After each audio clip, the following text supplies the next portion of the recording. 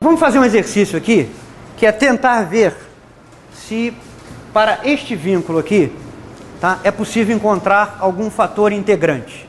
Se existirem tais funções,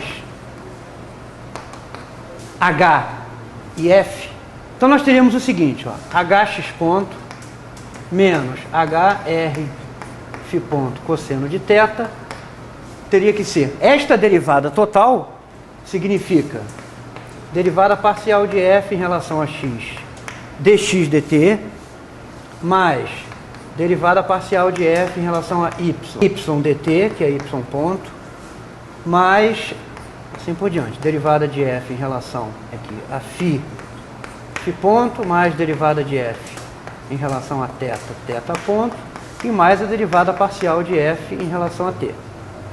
Donde, comparando os coeficientes, nós temos que ter o coeficiente de x ponto aqui tem que ser igual ao coeficiente de x ponto aqui. Então, a derivada parcial de f em relação a x tem que ser h. Bom, não há termo y ponto aqui. Então, a derivada parcial de f em relação a y tem que ser zero. O termo em φ ponto, que no segundo membro é a derivada de f em relação a φ, tem que ser igual a menos hr cosseno de θ. Derivada de f em relação a θ é zero. Não há nada em θ ponto aqui. E a derivada de f em relação ao tempo, explicitamente, também é zero. Então, essas derivadas parciais dessa função f, sendo contínuas, têm a propriedade que as derivadas cruzadas são iguais. Não depende da ordem de diferenciação. Então, nós temos que impor a igualdade das derivadas cruzadas. Como a derivada parcial em relação ao tempo dessa função f, supostamente existente, né, tem que ser zero. Então, por exemplo, essa derivada aqui, ó, tem que ser a mesma coisa, mas isso aqui é a derivada parcial em relação a x de d de f de t, que é zero. Então, isso aqui tem que ser zero. Mas esta expressão aqui no primeiro membro é a derivada em relação ao tempo parcial da derivada de f em relação a x. Derivada de f em relação a x é h. Então, esta equação diz que d de h, d de t é igual a zero. Então, essa equação diz que h não depende do tempo. H, se existir, é uma função só de x, y, φ e θ. E se nós usarmos mais algumas condições de igualdade de derivadas cruzadas, pode ser que nós cheguemos à conclusão que a única função h possível é a função identicamente zero. Se isso acontecer, isso vai mostrar que essa equação não tem fator integrante. Então, ela não é uma equação integrável. Ou seja, esse vínculo é efetivamente um vínculo que não é holônomo. Derivada de f em relação a θ é zero. Vamos, por exemplo, ver o que acontece quando a gente impõe isso aqui, ó. A variável φ não entra diretamente. Derivada de f em relação a x, né, é o h. Então, o segundo membro é derivada de h em relação a φ. O primeiro, derivada de f em relação a φ, era menos hr. Vamos fazer a derivada de f em relação a φ, é isso aqui. Então, isso vai dar menos derivada de h em relação a x, multiplicado por r. Se nós impusermos derivadas cruzadas iguais em x e y, isso vai dar que d de h, d de y é igual a zero. Derivada em relação a x disso aqui é zero, e derivada disso aqui em relação a y vai dar d de h, d de y. Então, isso vai mostrar que h não depende de y. H é uma função só das outras coisas. X, θ e φ.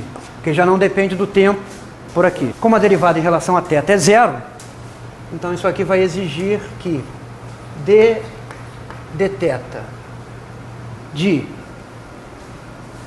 derivada de f em relação a φ é menos hr cosseno de θ.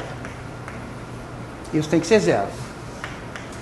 Porque a derivada de f em relação a θ é zero. Como nós já vimos que o h não depende de θ, então essa derivada aqui é simplesmente essa condição aqui requer que h seja zero. Observe que h é uma função só de x e φ. Então essa equação aqui é da forma h de x φ seno de θ, o fator r é diferente de zero, igual a zero. Basta escolher um θ qualquer cujo seno não seja zero. Isso impõe que para qualquer x e qualquer φ o h seja zero. Então h é a função identicamente zero. Ou seja, aquela equação, a primeira daquelas equações,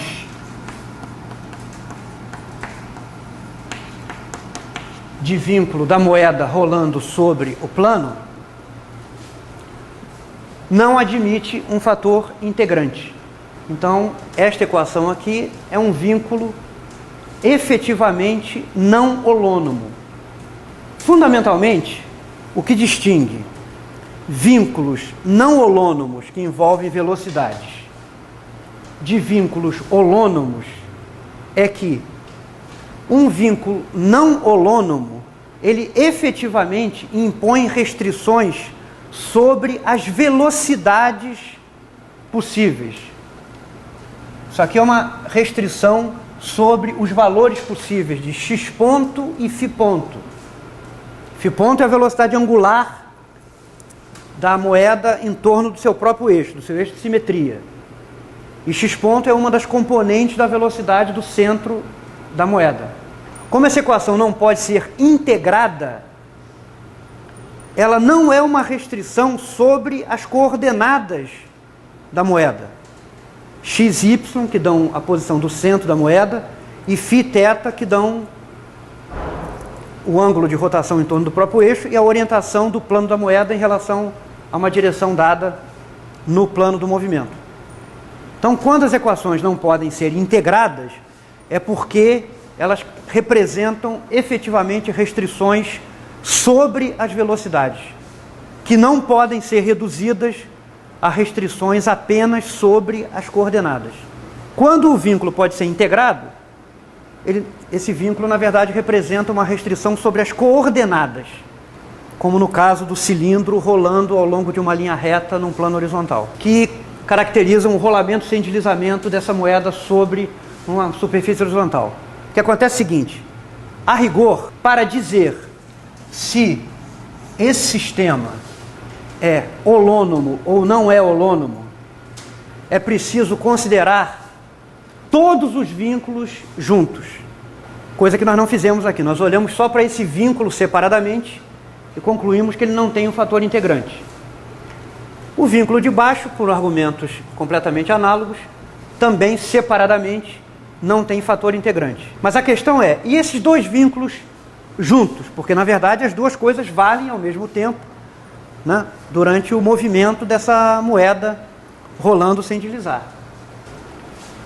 Pode acontecer de vínculos separadamente não integráveis, quando considerados em conjunto, na verdade representar um sistema integrável.